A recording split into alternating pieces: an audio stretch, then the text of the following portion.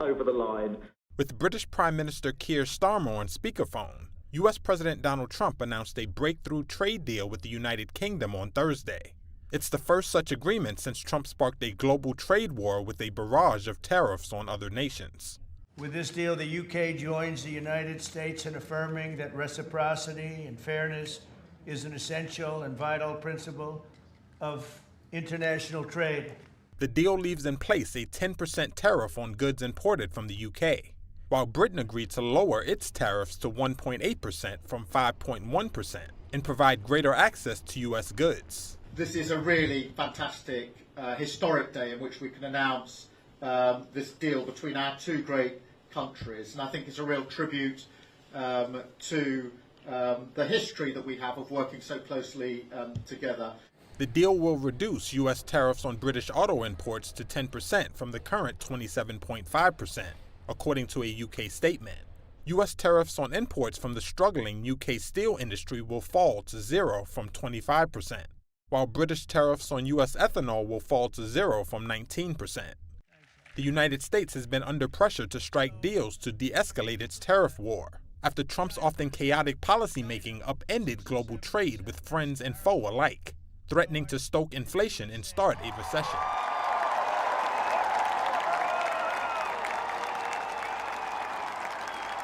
When Pope Leo XIV emerged on St. Peter's balcony for the first time as Pope, he offered three big important clues about what kind of papacy he might have.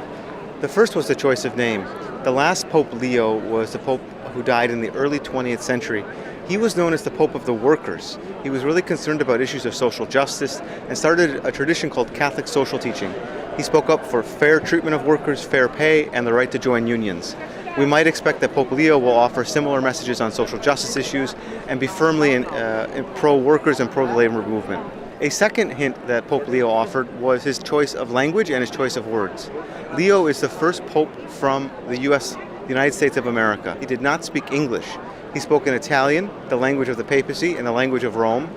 He also briefly spoke in Spanish to address his former diocese in Peru. The third major clue was the outfit that Pope Leo decided to wear. Some people will remember in 2013 when Pope Francis first emerged on the balcony, he didn't wear any of the traditional trappings of the papacy. He only wore his white cassock.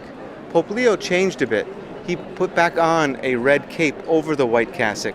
He's his own man. He will be his own pope, and he will decide kind of who he wants to be and what kind of pope he wants to be.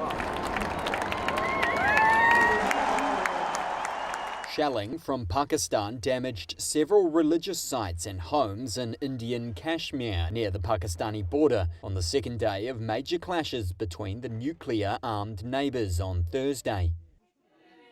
Residents here are calling for a ceasefire after a statement released by the Indian government said 16 lives were lost in the cross-border fire.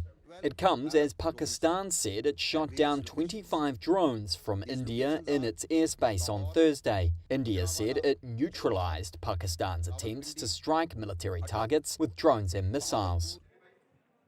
The fighting has spread a day after India said it hit terrorist infrastructure in Pakistan in the early hours of Wednesday. This footage, posted by the Indian Army on X, whose date and location was unable to be verified by Reuters, is said to show terrorist camps being destroyed in Pakistan and Pakistan-administered Kashmir. The escalation has been sparked 2 weeks after India accused Pakistan of involvement in an attack on Indian Kashmir in which 26 people, mostly Hindu tourists, were killed. Islamabad had denied the accusation and vowed to retaliate to missile strikes. Pakistan says at least 31 of its civilians were killed and dozens wounded in Wednesday's strikes and in cross-border shelling across the frontier in Kashmir. Pakistan's information minister told Parliament Pakistani forces had killed 40 to 50 Indian soldiers on the de facto border and blown Indian military installations. On Thursday, Indian government ministers in New Delhi said the strikes on Pakistan had killed more than 100 terrorists and that the count was still ongoing, government sources said. Reuters could not independently verify claims of both countries. Both governments have pledged to respond if one attacks the other. However, ministers from both sides have said they don't intend to escalate the situation or are ready to de-escalate. The US, China and Russia have urged both sides to show restraint in the interests of peace and stability and have offered support. The relationship has been fraught with tension since India and Pakistan gained independence from colonial Britain in 1947. The countries have fought 3 wars, 2 of them over Kashmir, and clashed countless times. I believe in this stuff. Bill Gates pledged on Thursday to give away $200 billion via his charitable foundation by 2045, speeding up his plans to divest almost all of his fortune. The announcement follows moves by governments, including the Trump administration, to dramatically slash international aid budgets used to prevent deadly disease and famine. The decision to do this is one that I've been thinking about for a few years and talking about with the foundation board. So it's actually not triggered by the fact we're here in this emergency situation. The 69-year-old billionaire co-founder of Microsoft said he would close the foundation on December 31st, 2045, years earlier than previously planned. He said he believed the money would help eradicate diseases like polio and malaria, end preventable deaths among women and children, and reduce global poverty. I think over the next 20 years, this amazing organization with amazing partnerships, I want to maximize what they can do. He has also lashed out at Elon Musk, who oversees the Department of Government Efficiency, or DOGE, which has overseen the cuts to U.S. AID. In an interview with the Financial Times, Gates said, quote, "The picture of the world's richest man killing the world's poorest children is not a pretty one." Speaking to Reuters, Gates warned of a stark reversal to decades of progress in reducing mortality due to funding cuts. It could be 4 years, 6 years, where we're having funding cuts from a number of countries, including the U.S., and the number of deaths will start going up for the first time.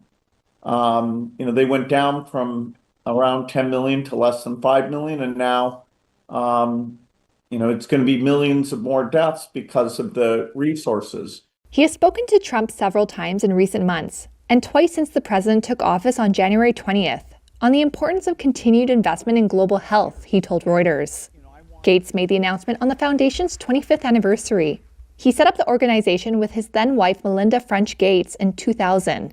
They were later joined by billionaire investor Warren Buffett. Gates said that despite the foundation's deep pockets, progress would not be possible without government support. If you zoom out, though, and look at the next 20 years, and the fact that I think governments will come back to caring about children surviving, and that we have a pipeline of innovation, and that my fellow philanthropists, I think, will be giving more to these reportedly causes. plans to release a downgraded version of its H20 artificial intelligence chip for China in the next 2 months. 3 sources told Reuters that the move follows US export restrictions on the original model, and that the US chipmaker had notified major Chinese customers, telling them that it aims to release the modified chip in July. The downgraded H20 represents NVIDIA's latest attempt to maintain its presence in one of its most crucial markets, despite Washington's expanding efforts to restrict China's access to advanced semiconductor technology. The H20 had been NVIDIA's most powerful AI chip cleared for Chinese sales, but it was effectively blocked from the market last month.